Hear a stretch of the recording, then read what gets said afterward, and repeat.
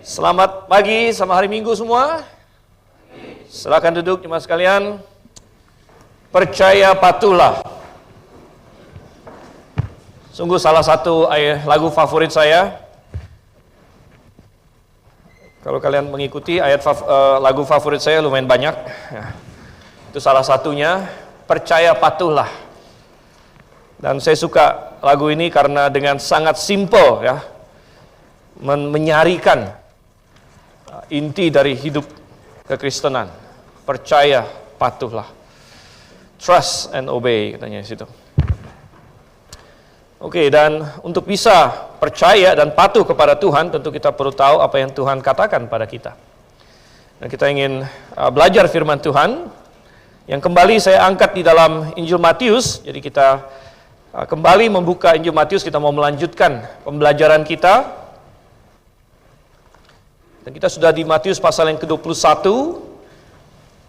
Kita akan lihat hari ini ayat yang ke-33 sampai dengan ayat yang ke-46.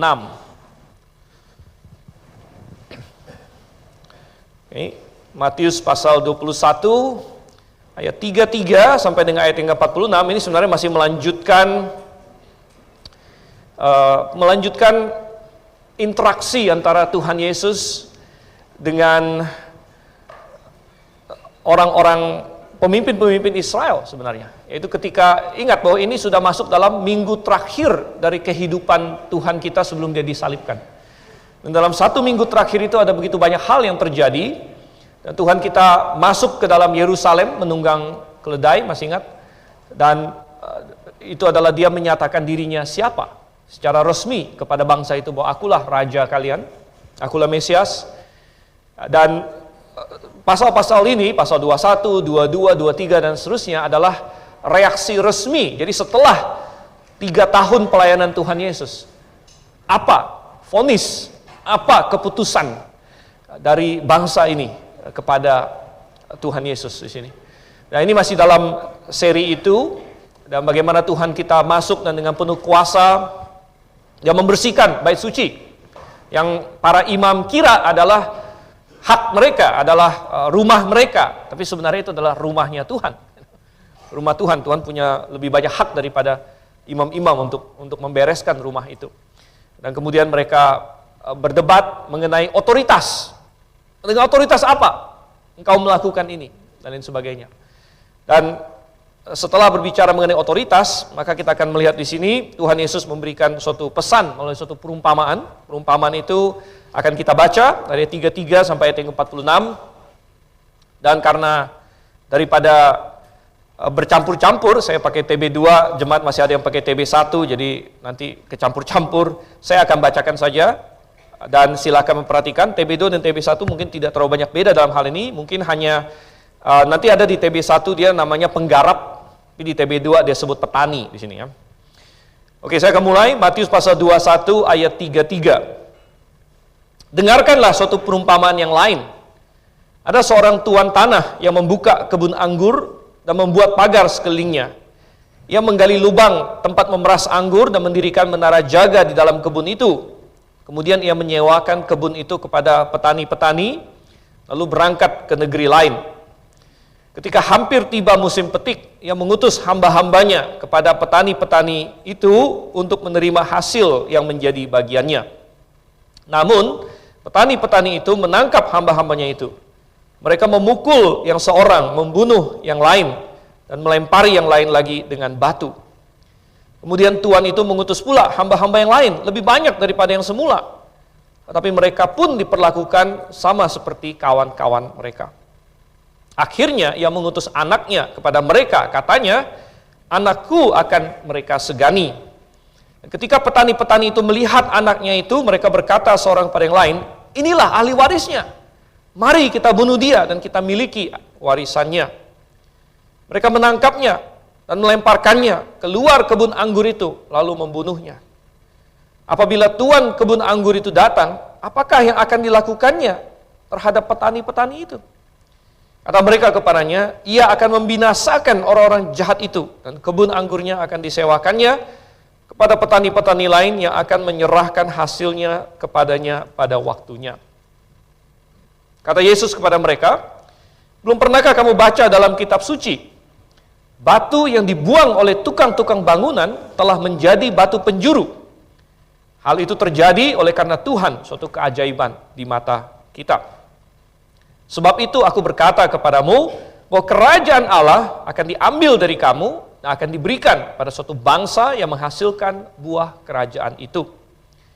Siapa saja yang jatuh ke atas batu ini, ia akan hancur. Dan siapa saja yang ditimpa batu ini, ia akan remuk.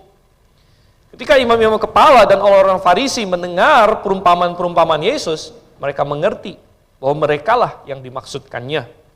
Mereka mencari jalan untuk menangkap dia, tetapi mereka takut kepada orang banyak, karena orang banyak itu menganggap dia nabi. Mari kita berdoa, kita minta pertolongan dan pencerahan dari Tuhan. Bapa yang di surga, Bapa, bahwa kami berkumpul di tempat ini pada hari ini, pada saat ini adalah suatu kasih karunia yang tak habis-habisnya. Kami ucapkan syukur. Karena itu berarti bahwa kami mengenal Engkau. Bahwa kami adalah orang-orang yang mendekat kepadamu. Dan telah diperdamaikan dengan Engkau melalui pengorbanan Yesus Kristus. Dan Bapa di surga, kami mau bertumbuh di dalam pengenalan kami itu. Kami mau melangkah maju di dalam iman kami. Kami ingin diingatkan oleh firman-Mu tentang apa kehendak-Mu. Dan Tuhan, perikop yang baru saja kami baca ini, Engkau yang telah menginspirasikannya. Engkau juga yang kiranya menjelaskannya kepada kami melalui perantaran Roh Kudus untuk menerangi hati dan pikiran kami pada saat ini. Tolong kami semua agar bisa berfokus kepada firman-Mu Tuhan. Kami berdoa dalam nama Yesus Kristus. Amin. Saya tidak tahu berapa banyak dari Bapak Ibu sekalian yang pernah menonton suatu seri televisi. Ini memang seri televisi berbahasa Inggris. Ada berbagai versi, namun salah satunya judulnya Undercover Boss, gitu ya. Undercover Boss atau bos yang menyamar begitu. Saya sendiri hanya pernah beberapa kali lihat sekilas seri ini. Tapi perikop ini mengingatkan saya akan episode semacam itu, dan formatnya atau konsepnya di dalam seri televisi Undercover Boss adalah bahwa ada seorang bos, misalnya pemilik perusahaan atau lain sebagainya, akan menyamar, dia undercover ya. Dia akan menyamar menjadi karyawan. Jadi dia masuk kayak jadi karyawan pemula di perusahaan dia sendiri.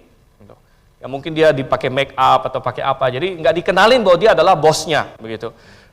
Lalu tujuan dari seri televisi ini adalah lalu si bos ini yang menyamar ini akan melihat langsung sebenarnya di tingkat bawah itu perusahaan dia seperti apa, gitu kan? Dia akan ketemu langsung dengan yang job desk-nya apa, adminnya lah, apanya lah, supervisornya, manajernya, lain sebagainya, tanpa mereka tahu bahwa ini adalah bosnya, begitu. Dan ya seringkali ada hal yang menarik-menarik muncul di situ, ada yang lucu-lucu, ada yang tragis juga, ya. Ada juga yang dimana ya misalnya supervisornya marah-marahin dia, bosnya padahal, gitu kan? Nah, marah-marahin, atau ada manajer yang terlalu pongah dan sebagainya dan menyalahgunakan kekuasaan, ya. Dan paling seru adalah di akhirnya ketika ada disingkapkan, di reveal gitu, wah ternyata dia bosnya, gitu. Nah, ternyata yang dia marah-marahin, bahkan kadang-kadang manajernya mau pecat dia, wah ini kamu nggak benar, saya pecat kamu. Nah, ternyata bosnya, dia balik, oh saya pecat kamu, katanya begitu. Nah, saudara yang kasih Tuhan, jadi membaca perikop ini saya jadi sedikit teringat akan hal itu. Karena sebagaimana Injil Yohanes katakan dalam Yohanes pasal 1, bahwa ketika Tuhan Yesus datang ke dalam dunia ini, Injil Yohanes berkata, ia datang kepada milik kepunyaannya sendiri. Ia datang kepada milik kepunyaannya sendiri, tapi milik kepunyaannya tidak menerima dia. Dan sebagaimana sementara orang Israel dan para imam-imam, para tua-tua yang sudah terbiasa memegang kendali atas bangsa itu, mereka berpikir bahwa mereka sedang menilai Yesus Kristus. Mereka berpikir bahwa nanti vonis mereka terhadap Tuhan Yesus akan menentukan karir Tuhan Yesus, atau bahkan menentukan hidup Tuhan Yesus. Itu yang mereka pikirkan tanpa mereka sadar sebenarnya Tuhan Yesus yang sedang menilai mereka. Dan bukan bahwa Tuhan Yesus tergantung kepada mereka, tetapi justru apa yang akan terjadi kepada mereka, nasib mereka, bahkan hidup mereka itu sendiri, bahkan sampai kepada kekekalan, akan tergantung kepada bagaimana penilaian Tuhan Yesus terhadap mereka. Jadi terbalik, saudara kasih Tuhan. Mereka berpikir mereka menilai Tuhan Yesus. Mereka berpikir bahwa mereka sedang menghakimi Tuhan kita. Namun sebenarnya Tuhan kita adalah pemiliknya. Dialah pemiliknya. Dan saudara yang kasih dalam Tuhan, dalam konteks itu, Tuhan kita memberikan suatu pesan peringatan yang keras kepada mereka. Dan pesan peringatan ini Tuhan kita sampaikan di dalam bentuk suatu perumpamaan yang tadi baru saja kita baca. Perumpamaan tentang kebun anggur. Dan ini akan menjadi renungan kita pada hari ini. Ya, saya memberikan judul khotbah ini adalah pesan pemilik kebun anggur kepada kepunyaannya. Ya. Pesan sang pemilik kepada kepunyaannya. Dan saya ingin melihat di sini apa yang bisa kita pelajari dari pesan ini. Yang pertama, saudara yang kasih Tuhan, saya mengajak kita merenungkan apa pesan Tuhan sebagai pemilik kepada Israel pada waktu itu. Apa pesan Tuhan kepada Israel secara historis di titik waktu itu, titik persimpangan sejarah ketika Allah sendiri, Putra Allah, turun menjadi manusia. Ini adalah momen keputusan. Dan apa pesan Tuhan kepada mereka? Nah, ada beberapa hal yang Tuhan ingin tekankan di dalam perumpamaan ini. Tujuan dari perumpamaan tentu adalah untuk membuat sesuatu lebih jelas, membuat sesuatu lebih, biasanya perumpamaan itu memakai sesuatu yang diketahui oleh orang untuk menggambarkan suatu kebenaran. Dan karena Israel adalah negara agraris dan mereka punya banyak kebun anggur, maka Tuhan memakai perumpamaan ini. Mereka sangat paham tentang kebun anggur. Dan ini untuk menggambarkan suatu kebenaran rohani. Tapi ada pesan apa yang Tuhan ingin sampaikan? Ada beberapa hal yang Tuhan tekankan dalam pesannya ini. Yang pertama, saudara Tuhan menekankan kepemilikannya. Bahwa aku adalah pemilik kebun anggur. Aku adalah pemilik kebun anggur, dan itu jelas karena yang buka kebun anggur itu adalah Dia. Coba kita lihat ayat yang ke-33 di sini ya. Di mana dikatakan ada seorang tuan tanah. Tuan tanah berarti dia adalah pemilik dari tanah itu. Tentu untuk buka kebun perlu tanah. Waktu itu belum ada hidroponik dan lain sebagainya. Perlu tanah, dia buka kebun anggur harus ada tanahnya. Dan tanahnya ini adalah milik si tuan ini. Kemudian bukan saja dia pemilik tanahnya, dia pula yang memulai, dia yang mengusahakan, dia yang bawa benihnya, dia yang beli benihnya, dia yang ini. Karena dikatakan membuka kebun anggur. Jadi tuan tanah ini, dia membuka kebun anggur itu. Dan dalam penekanan kepemilikan ini, maka berarti bahwa dia memiliki hak dan otoritas atas kebun anggurnya. Bahwa seorang pemilik, dia sekali lagi memiliki otoritas, dia memiliki hak tertentu. Dan haknya antara lain adalah dia berhak untuk mendapatkan buah. Kalau seseorang buka kebun anggur, maka tentu dia ingin dapat buahnya. Itu adalah hak dia. Kalau misalnya kebun anggur itu berbuah, itu adalah milik si yang buka ini, yang punya. Begitu. Pemiliknya, dia punya otoritas, dia punya hak. Ini yang Tuhan kita ingin tekankan, saudara kasih Tuhan. Adalah hal yang wajar, gitu. Adalah hal yang wajar bagi seorang pemilik kebun untuk mendapatkan hasilnya.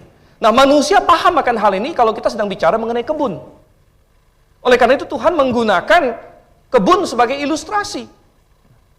Lihat nih, seperti seorang pemilik kebun memiliki hak dan otoritas atas kebun itu, dan pantas dia menuntut bahwa kebun ini harus memberikan hasil bagi saya, maka nanti ada padanan rohaninya.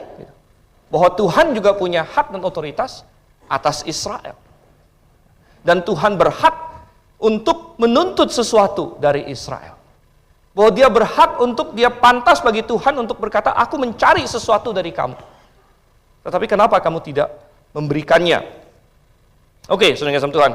Nah, lalu kebun anggur yang sudah didirikan oleh Tuan ini, dia katakan dia sewakan kepada petani-petani. Tadi saya sudah singgung bahwa di TB1 dia pakai istilah penggarap. Saya rasa tidak terlalu bermasalah. Kita mau pakai istilah petani, mau pakai istilah penggarap. Artinya ada orang-orang yang mengerjakan. Nah, penggarap-penggarap ini siapa? Ya, penggarap-penggarap ini secara historis di dalam Israel adalah, pertama tentu adalah pemimpin-pemimpin bangsa itu. Mulai dari mungkin raja-raja mereka dulu. Kalau di zaman Tuhan Yesus mereka sudah tidak punya raja lagi. Karena raja terakhir adalah Raja Zedekia. Itu beberapa ratus tahun sebelumnya sudah Tuhan buang ke Babel. Ya, tetapi mereka punya pemimpin-pemimpin. Ada raja-raja mereka, imam-imam mereka, tua-tua mereka, orang-orang terpandang mereka. Nah, ini adalah boleh dibilang penggarap-penggarap atau petani-petaninya. Tetapi bukan hanya itu saja. Bahkan boleh dibilang setiap orang Israel punya andil di dalam respon dari Israel itu sendiri. Setiap orang Israel adalah bagiannya, begitu. Jadi kalau Tuhan di sini memakai istilah penggarap-penggarap karena Dia sangat berfokus kepada para pemimpin. Tetapi di Perjanjian Lama Tuhan sering memakai ilustrasi kebun anggur ini untuk menggambarkan seluruh Israel itu sendiri. Coba kita buka misalnya di dalam Yesaya pasalnya yang kelima, saudara. Jadi ini bukanlah suatu ilustrasi yang asing. Ketika Tuhan Yesus memakai ilustrasi atau perumpamaan ini, tentu Dia berharap bahwa orang-orang, para imam, para ahli Taurat yang tahu Perjanjian Lama, memahami bahwa apa yang sedang Tuhan bicarakan gitu. Coba kita lihat Yesaya pasal 5 contohnya. Dari ayat 1 dan seterusnya. Ada nyanyian tentang kebun anggur. Nyanyian tentang kebun anggur. Ayat 1 saya bacakan. Aku hendak menyanyikan nyanyian tentang kekasihku. Nyanyian kekasihku tentang kebun anggurnya. Kekasihku mempunyai kebun anggur di lereng bukit yang subur. Ia mencangkulnya dan membuang batu-batunya. Ia menanaminya dengan pokok anggur pilihan. Ia mendirikan sebuah menara jaga di tengah-tengahnya. Mirip nggak dengan perumpamaan Tuhan Yesus ini ya? Ia mendirikan sebuah menara jaga di tengah-tengahnya dan menggali lubang tempat memeras anggur. Lalu ia menantikan kebun itu menghasilkan buah anggur, tetapi yang dihasilkannya buah anggur yang asam. Ayat 3, sekarang hai penduduk Yerusalem dan orang Yehuda, adililah antara aku dan kebun anggurku. Apakah lagi yang harus diperbuat untuk kebun anggurku itu yang belum kuperbuat kepadanya? Aku menantikan dia menghasilkan buah anggur. Mengapa yang dihasilkannya hanya buah anggur yang asam? Oke, kita lompat sedikit ke ayat 7 untuk menghemat waktu. Ayat 7 dikatakan apa? Sebab kebun anggur Tuhan semesta alam ialah kaum Israel. Dan orang Yehuda ialah tanam-tanaman kegemarannya. Dinantinya keadilan. Jadi yang dimaksud dengan buah anggur, apa di sini yang dimaksud dengan buah anggur di sini? Suatu perbuatan, suatu kehidupan yang benar, yang berbeda dari bangsa-bangsa, yang merefleksikan Tuhan sendiri. Ya, dinantikannya keadilan, tetapi hanya ada kelaliman. Dinantikannya kebenaran, tetapi hanya ada keonaran. Dan saudara yang kasih Tuhan, jadi ketika Tuhan Yesus, kita balik lagi ke Matius pasal 21 di sini ya, berbicara mengenai perumpamaan kebun anggur, dia bukan memakai ilustrasi yang asing, dia memakai ilustrasi yang sudah ada dalam Perjanjian Lama. Dan yang dia maksud adalah Israel. Dan dia ingin berkata bahwa akulah pemilik Israel sebenarnya. Akulah pemilik Israel. Aku punya hak untuk menantikan ini. Aku punya hak untuk menuntut buah yang baik dari kamu. Mengapa munculnya buah yang asam? Atau bahkan dalam kasus, kita lihat nanti dalam kasus perumpamaan Tuhan Yesus, dia pakai sedikit dia bedakan, bukan buah yang asam keluar, tapi si penggarap-penggarap ini tidak mau menyerahkan buahnya sama sekali. Petani-petani ini tidak mau memberikan buah kepada pemiliknya. Dan penekanan yang Tuhan ingin berikan yang pertama adalah bahwa aku pemilik, aku punya hak. Oke. Balik lagi ke Matius pasal 21, itu penekanan pertama. Penekanan kedua yang Tuhan berikan di dalam perumpamaan ini adalah kebaikan dia. Jadi kalau yang pertama adalah Tuhan menekankan kepemilikannya. Yang kedua Tuhan menekankan kebaikannya. Seperti yang dikatakan di dalam tadi Yesaya kita baca, Tuhan bahkan berkata, adililah antara aku dengan kebun anggurku. Apalagi yang bisa aku perbuat yang belum aku perbuat untuk mendapatkan buah. Dan demikian juga Tuhan di sini, dia ketika tiba waktunya untuk mendapat buah, dia kirim hamba-hambanya. Dia kirim hamba-hambanya untuk mengambil buah itu dari orang-orang yang menyewa kebun anggur ini. Tetapi apa yang terjadi? Ternyata orang-orang ini malah katanya memukul hamba-hambanya. Ada yang didera, ada yang dibunuh bahkan. Oh saudara, ini menggambarkan bahwa ketika Israel menyimpang, Tuhan tidak langsung membuang Israel. Tuhan dengan penuh kasih. Oh, kasih Tuhan begitu banyak ya, dari awal, pertengahan sampai akhirnya. Bagaimana Tuhan mengeluarkan mereka dari Mesir, Tuhan memberikan mereka tanah yang begitu baik, Tuhan memberkati mereka luar biasa. Dan ketika mereka menyimpang, Tuhan kirim Tuhan kirim orang-orang, Tuhan kirim nabi-nabinya. Tuhan kirim firman-Nya supaya mereka berbalik lagi kepada Tuhan. Tetapi Tuhan menyimpulkan sejarah Israel dengan berkata di sini, ketika aku kirim hamba, mereka pukul, mereka bunuh. Lalu kirim lagi hamba yang lebih banyak dari yang pertama. Mereka pukul lagi, mereka bunuh lagi. Oh, saudara-saudara yang kasih Tuhan. Itu benar terjadi. Bahkan nabi-nabi hebat. Bagaimana Elia diperlakukan. Elia dengan berani menantang nabi-nabi Baal. Dia berkata, tinggal aku sendiri nabi Tuhan. Padahal masih ada sih yang lain. Tapi saking tersendirinya dia merasa hanya tinggal dia sendiri. Bayangkan, dia berhadapan dengan 400 nabi Baal, 450 nabi Asyirah. Itu 1 lawan 900, saudara. Berani nggak Anda kalau misalnya Anda seorang diri? Lalu 900 orang menentang Anda semuanya. Berani nggak Anda?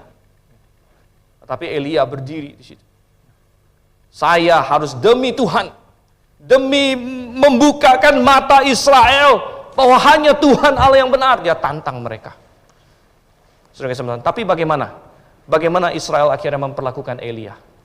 Mereka diam saja ketika Isabel berkata, Elia, ya, kamu sudah bunuh nabi-nabi Asyirahku, besok kiranya para dewa menghukum aku bahkan lebih lagi kalau aku tidak membuat nyawamu sama seperti salah satu nabi itu.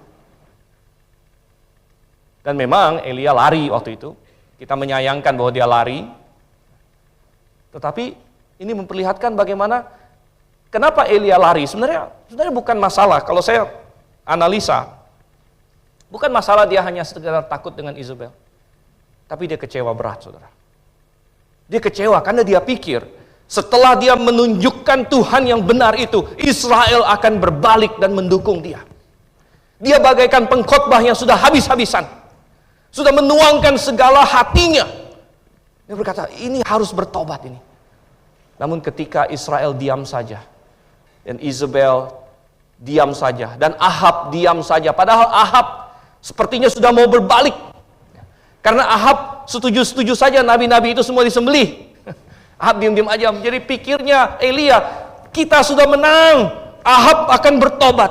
Tapi Ahab balik ke istana, langsung tunduk sama istrinya lagi. Langsung tunduk sama istrinya. Istrinya bilang, apa-apaan ini? Masa nabi saya dibunuh semua? Ahab diem. Mestinya kan Ahab bilang, saya rajanya, itu memang nabi palsu. Gitu. Elia kecewa. Ternyata tidak ada pertobatan. Dan dia lari, saudara. Dia lari. Oh, saudara kasih Tuhan. Nabi-nabi Tuhan kirim satu persatu. Nasib mereka, saudara. Nabi Yesaya, nabi yang begitu hebat. Nabi yang menolong Raja Hizkia. Ketika Hizkia dikepung oleh Sanherib. Dengan 185.000 pasukan. Yang saking sombongnya dia berkata, aku akan kasih kamu 2.000 kuda asal kamu punya penunggangnya. Saking diledeknya orang Israel seperti itu. Itu seperti negara mau serang kita. Kalian ini pesawatnya dikit banget sih. Gitu kan. Saya sumbangkanlah kamu 100 pesawat asal ada pilotnya gitu. Kita diremehkan. Diremehkan. Tetapi Yesaya menolong Hizkia dan berkata, jangan takut. Dia mengolok-olok Tuhan. Tuhan akan urus dia. Dan dengan penguatan Yesaya, Hizkia berdoa pada Tuhan. Dan besoknya 185.000 pasukan Asyur mati semua. Tetapi bagaimana Israel memperlakukan Yesaya setelah Hizkia mati? Manasye naik tahta. Menurut tradisi Yahudi, Manasye benci kepada Yesaya dan membunuh Yesaya dengan cara yang sangat tragis, yaitu menggergaji dia, saudara. Katanya, menurut tradisi, Yesaya dimasukkan ke dalam tunggul pohon yang sudah dilobangin tengahnya. Dan dia dimasukkan ke situ dan digergaji. Nabi-nabi dibunuh. Bagaimana mereka memperlakukan Yeremia? Bagaimana mereka mencampakkan dia ke dalam sumur dan lain sebagainya untuk mati di sana. Kalau bukan Tuhan tolong dia. Oh, saudara yang kasih Tuhan. Ini adalah kebaikan Tuhan yang kontras dengan kejahatan umatnya. Tuhan begitu baik, namun mereka memperlakukan hamba-hambanya begitu buruk. Dan puncaknya, saudara kasih Tuhan. Puncaknya ini, sebenarnya Tuhan sedang bicara tentang dirinya sendiri. Tapi orang-orang Farisi waktu itu belum sadar penuh. Tuhan bilang, akhirnya Tuhan itu mengirim putranya. Mengirim anaknya. Dengan berkata, anakku akan mereka segani. Tapi apa yang terjadi, saudara kasih Tuhan? Ini Tuhan sudah memprediksikan, Tuhan sudah menubuatkan apa yang akan terjadi, dan sekaligus suatu peringatan kepada mereka. Ini yang sedang kalian rencanakan. Aku sudah tahu. Tapi hati-hati. Hati-hati. Dan dalam perumpamaan ini Tuhan bilang, akhirnya Tuhan itu mengirim anaknya. Tetapi apa yang dikatakan oleh penggarap-penggarap ini? Mereka malah berdiskusi. Mereka malah berkata, lihat, ini adalah ahli waris. Mari kita bunuh, sehingga kebun anggur ini menjadi milik kita.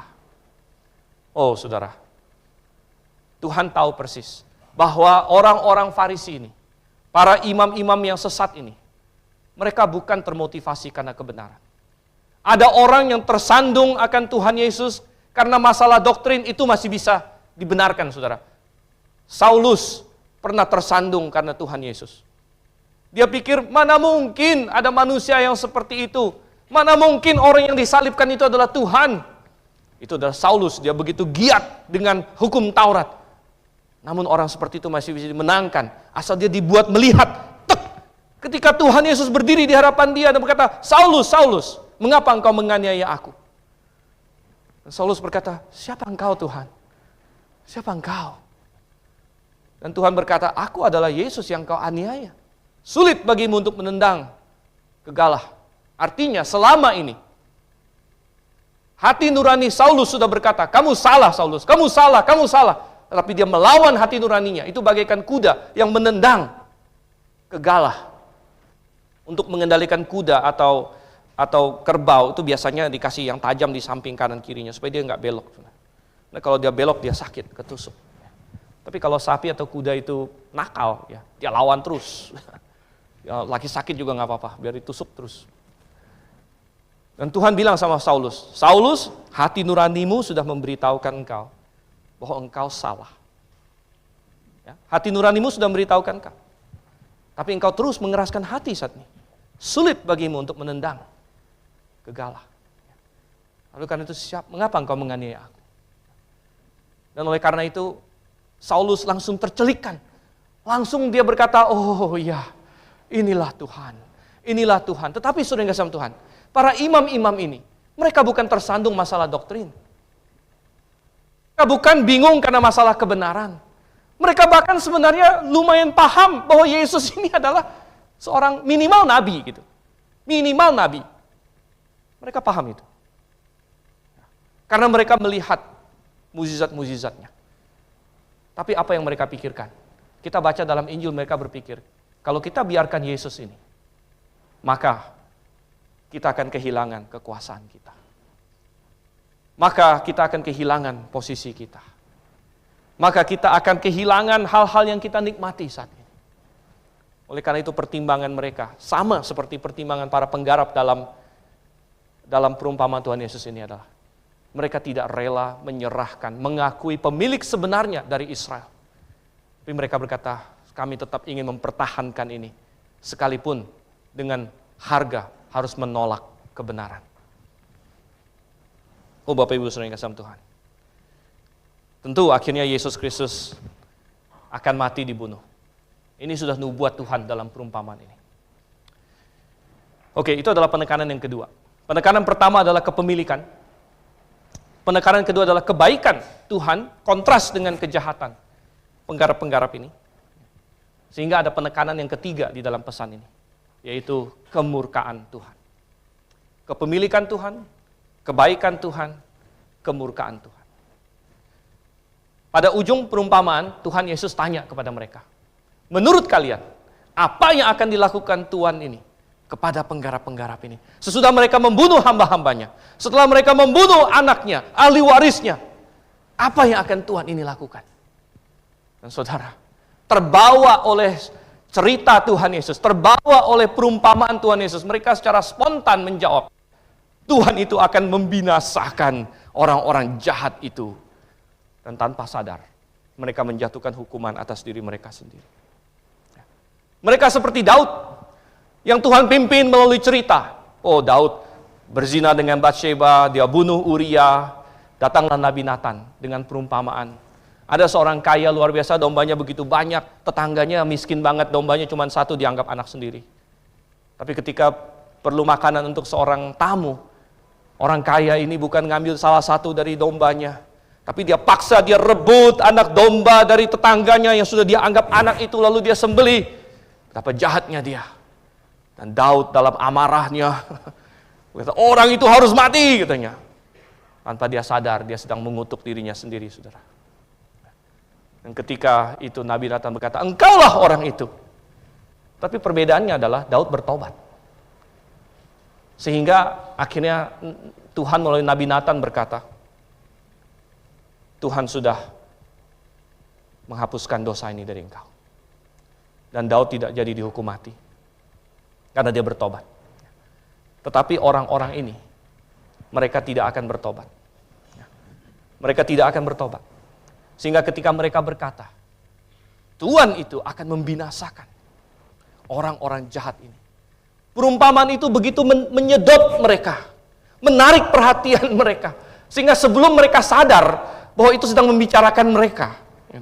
Karena belakangan mereka sadar dan marah gitu, tapi telat sedikit. Mereka sudah secara spontan menjawab, oh kalau ada orang yang seperti ini, maka dia pantas dibinasakan. Dan sekali lagi dengan demikian, mereka menjatuhkan hukuman atas diri mereka sendiri. Coba kita lihat apa lagi yang Tuhan katakan di sini. Ayat yang ke-42 sampai ayat yang ke-45. Tuhan Yesus memberikan pesan bahwa dialah batu penjuru. Dialah batu penjuru, katanya. Belum pernahkah kamu baca dalam kitab suci, batu yang dibuang oleh tukang-tukang bangunan. Nah, di sini dia sedikit berubah ilustrasi. Jadi Tuhan pakai banyak ilustrasi. Tuhan bisa pakai ilustrasi pertanian, kebun anggur, perlu ada buah dan sebagainya. Tapi Tuhan beralih ilustrasi ke ilustrasi bangunan. Sekarang bangunan. Dan bangunan itu paling penting adalah fondasinya. Batu apa yang akan dipakai sebagai fondasi? Apa yang akan menjadi fondasi hidup Anda? Atas dasar fondasi apa Anda membangun segala sesuatu? Dan orang menilai. Saya mau membangun atas fondasi ini, saya mau membangun atas fondasi ini. Dan Israel waktu itu, tukang-tukang bangunannya, pemimpin-pemimpinnya, ditawarkan oleh Tuhan, inilah Mesias. Semuanya bangunlah hidup kerohanianmu di atas Yesus Kristus. Tapi para tukang-tukang ini berkata, kami tidak mau. Dia bukan dari golongan kami. Dia tidak lahir dari keluarga Saduki. Dia bukan dari keluarga imam. Dia tidak masuk SCT Yerusalem dan lain sebagainya. Dia bukan golongan kami. Dan dia terlalu banyak bicara. Terlalu banyak kritik sana, kritik sini. Kami tidak mau dia. Kami tidak mau dia. Dan kalau kami tidak mau dia, bisa apa dia? Kan kami pemimpinnya. Oh saudara, sekali lagi. Sambil mereka berpikir, mereka menentukan nasib Tuhan. Tuhan sedang menentukan nasib mereka. Dan dikatakan di sini, batu yang dibuang oleh tukang-tukang bangunan, yang ditolak, yang mereka berkata kami tidak mau orang ini. Bahkan mereka lebih memilih Barabas nanti. Lebih baik Barabas, seorang penyamun. Dan mereka lebih mending berkata kami tidak punya raja. Kami tidak punya raja, padahal nasionalisme Israel waktu itu mendambakan mereka mendapatkan Raja Daud lagi, saudara. Itu mimpi mereka, bahwa kerajaan Daud akan dipulihkan. Tapi daripada terima Tuhan Yesus, lebih baik mereka berkata, kami tidak punya raja. Raja kami Kaisar. Oh saudara, rajanya Kaisar, padahal di belakang mereka benci dengan Kaisar. Nasionalisme mereka menolak Kaisar. Ada orang-orang zelot mereka yang mati-matian menentang Roma. Tapi daripada menerima Tuhan Yesus, Raja kami Kaisar. Saudara, betapa batu yang dibuang oleh tukang-tukang bangunan telah menjadi batu penjuru. Kalian tolak. Tapi Bapa di sorga telah memilih Yesus Kristus sebagai pusat keselamatan. Bahwa segalanya harus melalui Yesus Kristus. Sehingga kalau kamu tidak melalui Yesus Kristus, maka kamu bagaikan orang yang entah jatuh tertimpa ke batu ini dan akan remuk, atau batu ini jatuh menimpa Anda dan Anda akan hancur. Antara dua itu saja. Oh, saudara yang kasih Tuhan. Oleh karena itu, Tuhan memberikan suatu hukuman kepada Israel. Di ayat yang ke-43. Tuhan berkata, sebab itu aku berkata kepadamu, bahwa kerajaan Allah akan diambil dari kamu, dan akan diberikan pada suatu bangsa yang menghasilkan buah kerajaan itu. Kerajaan Allah akan diambil dari kamu. Apa itu kerajaan Allah, saudara? Bukankah Yohanes Pembaptis datang dan berseru kerajaan Allah sudah dekat, dan Yesus juga berkhotbah kerajaan Allah sudah dekat. Tapi kemudian ketika mereka menolak Yesus Kristus, Tuhan berkata kerajaan Allah akan diambil dari kamu. Kalau kita ingin paham secara teologis apa artinya kerajaan Allah, salah satu perikop kunci adalah Yohanes pasal 3. Di mana Tuhan berkata kepada Nikodemus apa? Kalau kamu tidak dilahirkan kembali, kamu tidak akan melihat kerajaan Allah. Kamu tidak akan bisa masuk ke dalam kerajaan Allah. Jadi kita mendapatkan di situ bahwa kerajaan Allah adalah lingkup orang-orang yang dilahirkan kembali. Lingkup orang-orang yang diregenerasi. Dan sebenarnya Tuhan menjanjikan ini untuk Israel. Ini adalah bagian dari perjanjian baru untuk Israel. Tetapi karena Israel menolak Yesus Kristus, maka mereka tidak jadi mendapatkan kelahiran kembali itu. Tapi kelahiran kembali itu lalu diberikan kepada suatu bangsa lain katanya. Bangsa apa itu? Coba kita buka 1 Petrus. 1 Petrus, saudara. Pasal 2. Kita lihat dari ayat 4, saya akan bacakan. Dan ada banyak paralel dengan perikop yang tadi kita baca. Coba perhatikan paralelnya. 1 Petrus pasal 2 ayat 4 saya mulai. Datanglah kepada dia, batu yang hidup itu, yang memang dibuang oleh manusia. Mirip ya, paralel dengan yang tadi. Dibuang oleh manusia, tetapi dipilih dan dihormati di hadirat Allah. Biarlah kamu juga dipergunakan sebagai batu hidup untuk pembangunan suatu rumah rohani, menjadi imamat kudus untuk mempersembahkan persembahan rohani karena Yesus Kristus, yang karena Yesus Kristus berkenan kepada Allah. Sebab ada tertulis dalam kitab suci, sesungguhnya aku meletakkan di Sion sebuah batu penjuru yang terpilih dan mahal, dan siapa yang percaya kepadanya tidak akan dipermalukan. Karena itu bagi kamu yang percaya, ia mahal. Tapi bagi mereka yang tidak percaya, nah ini ayat yang sama yang dikutip Tuhan Yesus. Batu yang dibuang oleh tukang-tukang bangunan telah menjadi batu penjuru. Juga telah menjadi batu sandungan dan sebuah batu besar yang membuat orang jatuh. Mereka tersandung kepadanya karena mereka tidak taat kepada firman Allah. Mereka juga telah ditentukan untuk itu. Namun, kamulah bangsa yang terpilih. Kamulah bangsa yang terpilih. Imamat yang rajani, bangsa yang kudus, umat Allah sendiri. Supaya kamu memberitakan perbuatan-perbuatan yang besar dari Dia yang telah memanggil kamu keluar dari kegelapan kepada terangnya yang ajaib. Kamu yang dahulu bukan umat Allah, tapi sekarang telah menjadi umatnya. Dan seterusnya. Siapa? Kepada siapa? Kelahiran kerajaan Allah akan diberikan pada bangsa yang lain. Bangsa mana, saudara? Bangsa yang rohani. Bangsa yang bukan lagi didefinisikan berdasarkan geografi. Tapi bangsa kudus katanya. Yaitu orang-orang tebusan. Orang-orang yang percaya kepada Yesus Kristus. Yang disebut sebagai imamat rajani. Kitalah yang akhirnya mendapatkan kelahiran kembali itu. Bukan Israel yang menolak. Dan kalau dulu, pada zaman Israel, bangsa-bangsa lain bisa nggak dapat? Bisa, tapi mereka harus bergabung dengan Israel. Maka sekarang terbalik. Kelahiran kembali itu diberikan kepada orang-orang tebusan Tuhan yang dari berbagai bangsa. Dan bisa nggak orang Israel ikut ambil bagian? Bisa. Tapi mereka yang harus bergabung sekarang. Oleh karena itu ada orang-orang Israel yang diselamatkan memang. Tapi orang-orang Israel yang diselamatkan kita baca di Perjanjian Baru, mereka akan bergabung dengan umat Tuhan. Mereka akan bergabung dengan gereja-gereja lokal. Jadi bukan orang Kristen yang bergabung dengan sinagog. Tetapi orang Israel yang bergabung dengan gereja. Mereka bergereja di Korintus. Yang percaya di orang Yahudi yang percaya di Roma bergabung dengan jemaat di Roma. Orang Yahudi yang percaya di Efesus bergabung dengan jemaat Efesus. Karena sekarang terbalik. Kalau zaman perjanjian lama, ada Ruth yang percaya Tuhan, dia gabung dengan Israel. Ada Uria orang Het, dia percaya Tuhan, dia bergabung dengan Israel. Tapi sekarang, di zaman sekarang ini, kalau ada orang Israel yang percaya pada Tuhan, dia tetap perlu bergabung juga dengan umat Tuhan di zaman sekarang ini, yaitu gereja-gereja lokal. Saudara kasih Tuhan, coba kita kembali lagi dalam Matius pasal 21 di sini. Itu adalah poin pertama kita, yaitu pesan Tuhan kepada Israel. Nah, saya ingin masuk kepada poin kedua sekarang. Apa itu poin kedua? Lewat perumpamaan ini, Tuhan bukan hanya kasih pesan kepada Israel, tapi Tuhan kasih pesan kepada kita hari ini. Kepada orang percaya hari ini. Perumpamaan ini bukan hanya untuk Israel, tapi kepada kita hari ini juga. Dan apa yang Tuhan ingin kita pelajari dari perumpamaan ini bagi kita? Ya, kita sudah melihat secara historis kepada Israel, akhirnya mereka dihakimi dan sebagainya.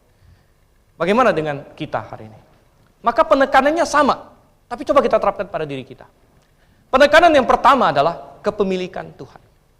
Kalau Tuhan berkata, aku adalah pemilik Israel, maka bukankah Tuhan bisa berkata kepada kita hari ini bahwa dia adalah pemilik kita juga?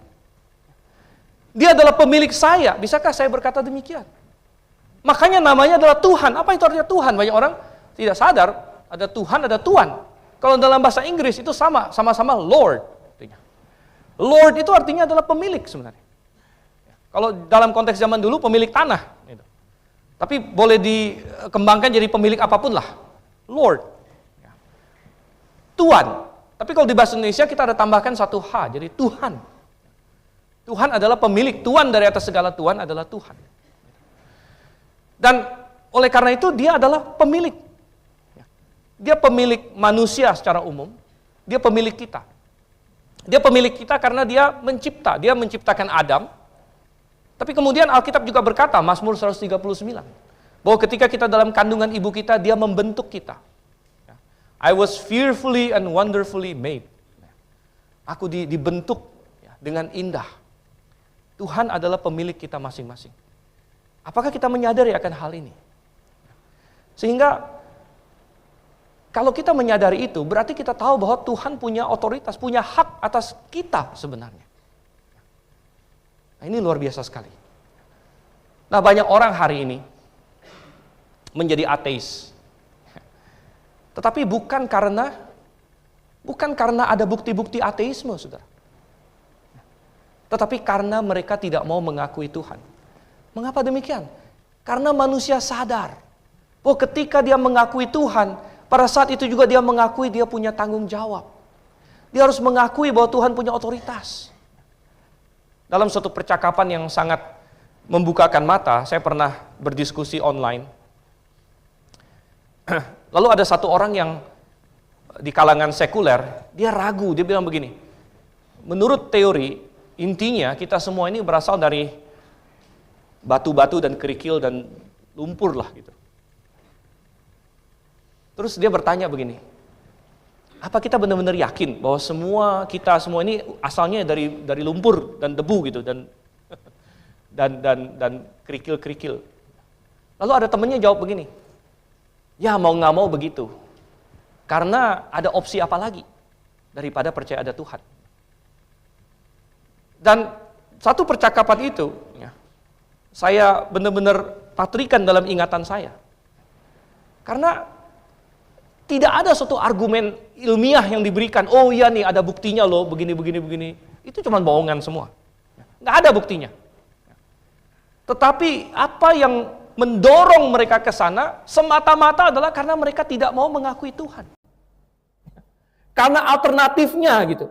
Bahkan itu dengan begitu gamblang dia nyatakan, ya katanya, ya apa boleh buat daripada alternatifnya.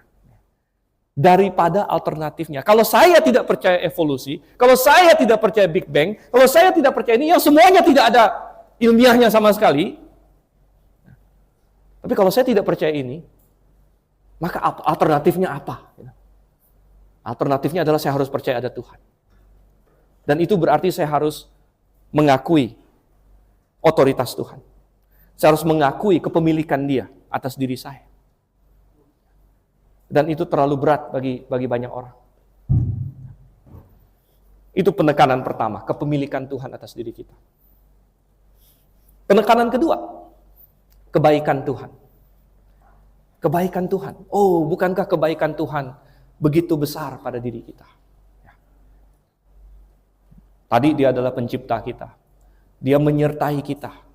Dan yang puncaknya adalah Dia telah mengirim putranya, Yesus Kristus, untuk mati di kayu salib bagi kita. Ini adalah puncaknya, saudara kasih Tuhan. Dia menyelamatkan kita walaupun kita sudah memberontak, kita sudah berdosa terhadap Dia. Dan kita pantas untuk binasa. Dan Tuhan adil kalau Dia berkata, semua dunia akan aku binasakan saja. Tuhan adil. Namun, Dia tetap mau mengasihi kita, sehingga mengorbankan dirinya sendiri. Oh saudara, bukankah ini kebaikan di atas segala kebaikan? Dan oleh karena itu, Dia adalah pemilik kita 2 kali lipat. Dia adalah pencipta kita dan penyelamat kita. Saya pernah kasih ilustrasi seorang anak. Seorang anak yang dia suka main perahu, akhirnya dia bikin perahu. Dia bikin perahu dari ini, dia bikin sendiri dari kayu, dia serut, dia bentuk-bentuk, dia bikin layarnya. Wah, dia senang dengan perahu yang dia bikin ini, perahu mini gitu ya, perahu mini. Wah, dia main dengan perahunya, dia taruh di sungai, dia main. Suatu ketika dia tidak hati-hati. Sungainya arusnya deras sehingga dia lagi main-main kapalnya ini, perahu yang dia bikin ini, hanyut perahunya. Dibawa oleh arus. Wah, dia kejar. Tapi tidak terkejar. Dia sedih sekali. Ini adalah sesuatu yang begitu dia senang. Dia kejar. Dia sedih sekali. Hilang, habis. Dia sedih. Berhari-hari dia sedih. Suatu ketika dia jalan-jalan ke toko. Dia lihat, kok di toko ini, toko mainan ini, ada perahunya. Rupanya ada perahunya. Rupanya perahunya hanyut ditemukan orang di pinggir sungai. Lalu dia jual, orang itu jual ke toko itu, toko mainan. Sehingga toko mainan itu beli dari orang itu lalu dipajang. Wah, anak itu lihat, loh ini kan punya saya. Dan ini kan custom made, dia bikin sendiri. Ya, nggak ada duanya di dunia seperti itu. Ini punya saya. Dia bilang. Lalu dia bilang sama pemilik toko itu, Pak, ini punya saya. Masa punya kamu? Saya beli kok. Iya benar, ini perahu saya. Hilang, ini saya yang bikin. Nih lihat nih, ini custom made nih. Ini perahu saya yang bikin, saya mainin di sungai, hilang, lenyap, pasti ada yang ketemu. Ya benar sih, saya beli dari orang, kata pemilik toko itu. Nah ini balikin ke saya. Tapi pemilik toko itu agak kikir rupanya, gitu kan. Ya. Ini bilang begini, ya tapi saya sudah keluar uang kan, saya beli dari yang nemuin gitu. Ya. Gini aja deh, kamu bayar saya dah, ini harga yang saya bayar. Oh, anak itu kesel juga, ini kan saya yang bikin. Udah saya yang bikin, sekarang hilang, lalu balik lagi saya harus bayar lagi untuk itu. Tapi mungkin pemilik toko itu berkeras, akhirnya anak itu sedih. Dia pulang ke rumah, dia hancurkan celengannya, dia hitung, pas. Semua uang dia, pas. Dia bawa, dia beli lagi. Lalu dia bawa pulang perahunya itu. Lalu dia bilang sama perahunya, perahu, katanya, kamu ini 2 kali milik saya. Sudah saya yang bikin kamu, terus habis itu saya beli lagi kamu. Jadi 2 kali milik saya. Bukankah Tuhan bisa berkata demikian tentang kita? Kalau Anda adalah orang yang sudah diselamatkan. Kalau Anda adalah orang yang sudah ditebus oleh Yesus Kristus, maka Yesus adalah 2 kali pemilik Anda. Dia adalah pencipta Anda sudah 1 kali. Kemudian dia adalah penebus Anda. Dia telah membayar harga yang begitu mahal untuk mendapatkan Anda. Oh saudara, itu adalah kebaikan Tuhan. Sehingga kita masuk ke penekanan yang ketiga. Saya tidak akan mengulangi kemurkaan. Tapi saya akan menggantinya dengan tuntutan Tuhan. Tuntutan Tuhan bagi kita hari ini apa kalau gitu? Kita sudah melihat kepemilikannya, kita sudah melihat kebaikannya. Lalu apa tuntutan Tuhan bagi kita? Tuntutan Tuhan sama sepertinya. Sama. Bahwa batu yang telah dibuang oleh tukang-tukang bangunan, batu itu telah menjadi batu penjuru. Tuntutan Tuhan adalah bagi kita untuk memberikan buah. Ada sesuatu yang Tuhan harapkan dari manusia yang sudah Dia ciptakan, yang sudah Dia bayar harga yang begitu mahal untuk mati di kayu salib bagi semua umat manusia ini. Apa tuntutan Tuhan? Tentu yang pertama dan sangat jelas sekali adalah Tuhan menuntut buah keselamatan. Buah keselamatan, saudara-saudara. Buah bahwa orang itu akan bertobat dan menerima Yesus sebagai Tuhan dan Juru Selamatnya. Ini adalah buah yang paling utama. Bahwa sudahkah Anda mengiyakan Tuhan Yesus? Sudahkah Anda mengakui Dia bahwa ya, saya adalah manusia yang berdosa, yang sudah memberontak kepada Tuhan saya. Saya adalah anggur yang selama ini memberikan buah yang asam. Saya adalah penggarap yang selama ini tidak mau mengakui otoritas sang pemilik, tidak mau memberikan kepadanya buah yang seharusnya. Tapi saya bertobat saat ini. Dan saya mengakui bahwa saya harusnya binasa. Tapi Yesus telah mati untuk saya. Dan saya dengan iman percaya kepada Yesus Kristus. Nah, ini yang Tuhan inginkan dari setiap manusia. Dan kalau tidak, maka berarti Anda telah membuang batu yang Tuhan pilih. Batu yang Tuhan pilih sebagai dasar keselamatan. Anda berkata, saya tidak mau. Saya mau diselamatkan dengan cara saya sendiri. Saya mau batu yang lain. Mungkin saya mau mengandalkan kebaikan saya. Nah, kalau saya berbuat cukup banyak amal, moga-moga Tuhan akan terima saya nanti. Atau saya ingin mengandalkan apa lagi? Saya ingin mengandalkan saya sukses di dunia ini. Ya, kalau saya sukses, ya berarti sukses di depan manusia, sukses di depan Tuhan juga. Apakah demikian? Tapi itu semua adalah batu yang tidak Tuhan pilih. Tapi batu yang Tuhan pilih adalah Yesus Kristus. Ini fondasinya. Dan Anda perlu membuat ini. Membuat keputusan ini. Dan ini adalah fondasi, karena setelah Anda pakai fondasi ini, baru kemudian kita membangun di atasnya. Baru kemudian kita bertumbuh di atas fondasi ini, saudara-saudara. Dan kalau kita sudah diselamatkan, maka Tuhan ingin kita bertumbuh juga. Israel digambarkan dengan kebun anggur. Tetapi kita juga digambarkan dengan anggur. Coba kita buka Yohanes. Kita buka Injil Yohanes. Pasalnya yang ke-15. Tuhan menggunakan anggur untuk menggambarkan orang-orang Kristen, orang-orang yang percaya kepadanya. Dalam suatu perumpamaan yang sangat jelas di sini. Yohanes pasal 15, saya akan bacakan ayat 1 dan beberapa ayat. Akulah pokok anggur yang benar, dan Bapakulah tukang kebunnya. Setiap carang padaku yang tidak berbuah, dipotongnya, dan setiap carang yang berbuah, dibersihkannya, supaya ia lebih banyak berbuah. Kamu memang sudah bersih karena firman yang telah kukatakan kepadamu. Tinggallah di dalam aku dan aku di dalam kamu. Sama seperti carang tidak dapat berbuah dari dirinya sendiri kalau ia tidak tinggal pada pokok anggur. Demikian juga kamu tidak berbuah jikalau kamu tidak tinggal di dalam aku. Akulah pokok anggur dan kamulah carang-carangnya. Siapa yang tinggal di dalam aku dan aku di dalam dia, ia berbuah banyak. Sebab di luar aku, kamu tidak dapat berbuat apa-apa. Siapa yang tidak tinggal di dalam aku, ia dibuang keluar seperti ranting dan menjadi kering, kemudian dikumpulkan orang dan dicampakkan ke dalam api, lalu dibakar. Jikalau kamu tinggal di dalam aku dan firmanku tinggal di dalam kamu, mintalah apa yang kamu kehendaki, maka akan diberikan kepadamu. Dalam hal inilah Bapakku dimuliakan, bahwa kamu berbuah banyak dan menunjukkan kamu adalah murid-muridku. Saudara, kalau kita sudah diselamatkan, maka kita sudah memiliki minimal buah pertobatan dan iman itu. Dan kita sudah berada di dalam Yesus Kristus. Tapi kalau Anda belum, Anda perlu mengambil langkah ini. Tapi saya mau berbicara pada orang yang sudah diselamatkan sekarang. Kalau kita sudah berada di dalam Kristus, itu bukan berarti lalu kita berhenti berbuah. Bahkan Tuhan rindu kita berbuah apa? Semakin banyak. Dan Tuhan berkata bahwa barang siapa yang berbuah akan dibersihkan oleh Bapa supaya berbuah lebih banyak lagi. Tuhan selalu ingin kita berbuah makin banyak. Kita harus menambahkan kepada keselamatan kita buah pengetahuan akan firman Tuhan yang semakin mendalam. Buah hidup yang semakin kudus. Buah kesaksian yang bersinar bagi dunia ini. Ada banyak buah-buah. Buah-buah orang-orang yang terdampak hidupnya karena kita. Ketika kita membawa dia, mendekatkan dia kepada Tuhan. Buah mengasihi Tuhan yang semakin dalam lagi.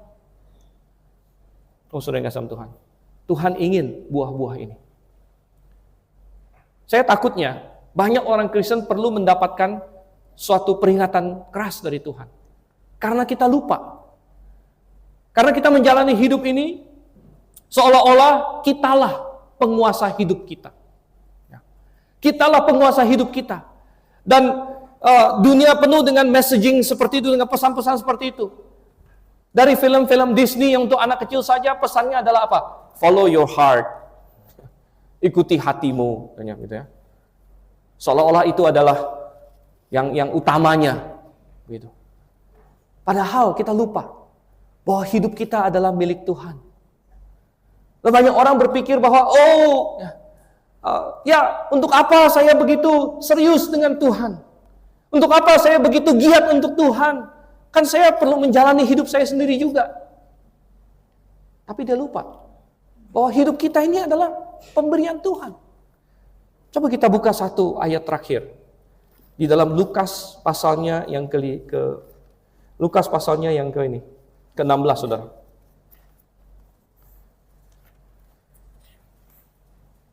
Lukas pasalnya yang ke-16.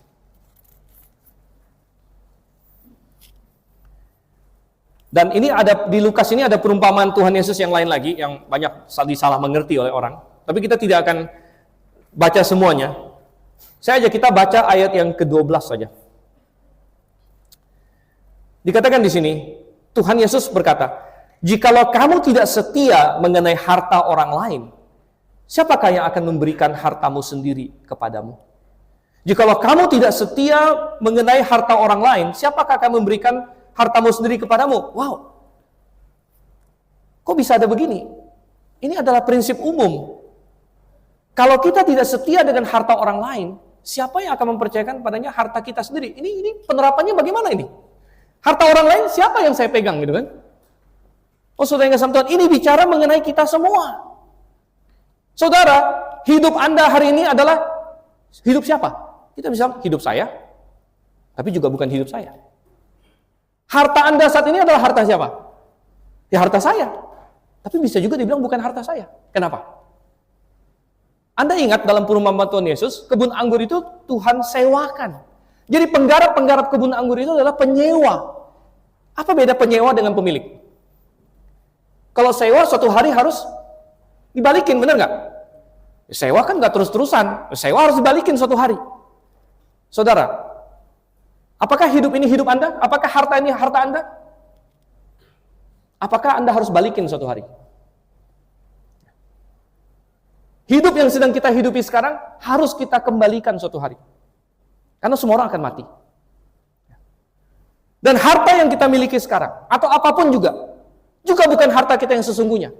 Karena suatu hari akan kita kembalikan juga. Jadi harta yang sesungguhnya apa? Harta yang benar-benar milik kita sendiri itu yang mana?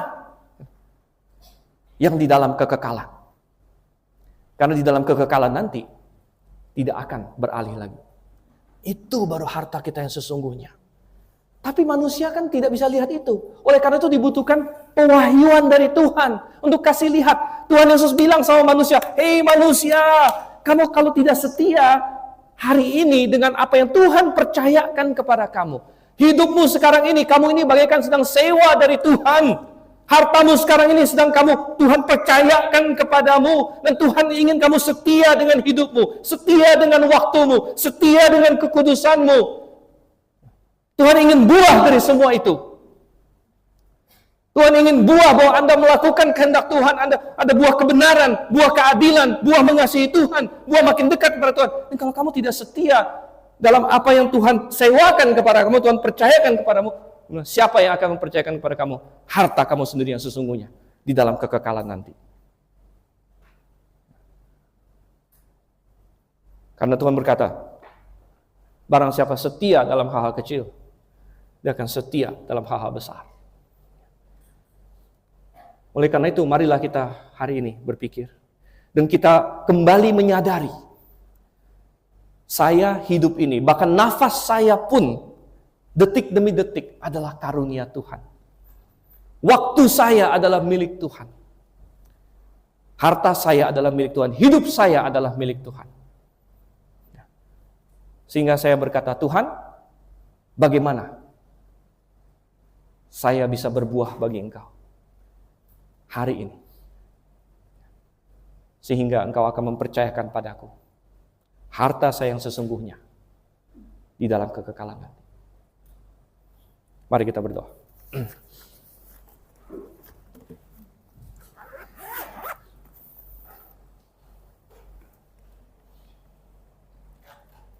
Bapa di surga, Tuhan, kami sering lupa bahwa Engkau adalah Tuhan, Engkau adalah Sang Pemilik. Engkau memiliki alam semesta ini, dan termasuk kami semua di dalamnya. 2000 tahun yang lalu Tuhan, Engkau menjadi manusia, mengunjungi milik kepunyaanmu. Tetapi sebagaimana kitab suci katakan, milik kepunyaanmu menolak Engkau. Kiranya itu tidak pernah dikatakan tentang kami. Kiranya Tuhan, tiap-tiap individu di tempat ini, jikalau masih ada yang bergumul terhadap undangan-Mu untuk berserah, untuk mengakui dosa, menerima Engkau sebagai Tuhan dan Juru Selamat, jikalau ada yang masih bergumul Tuhan. Engkau yang kiranya memberikan waktu, memanggil, walaupun kami tahu bahwa waktu bukanlah tidak terbatas. Hamba berdoa agar siapapun yang menggumulkan hal ini, Engkau tarik melalui firman, bahwa tidak ada batu lain, tidak ada nama lain untuk keselamatan selain Yesus Kristus. Dan Bapa, bagi kami yang mengaku percaya kepadamu, kadang-kadang kami lupa akan kebaikan-Mu. Kami lupa akan posisi kami. Ya, kami di dunia ini Tuhan, ada berbagai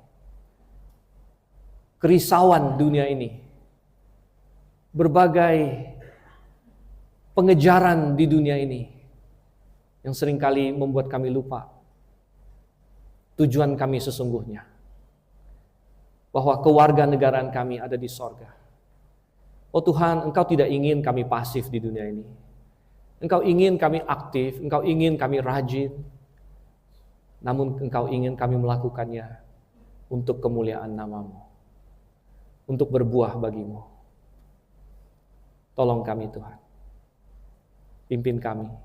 Kami berdoa dalam nama Yesus Kristus. Amin.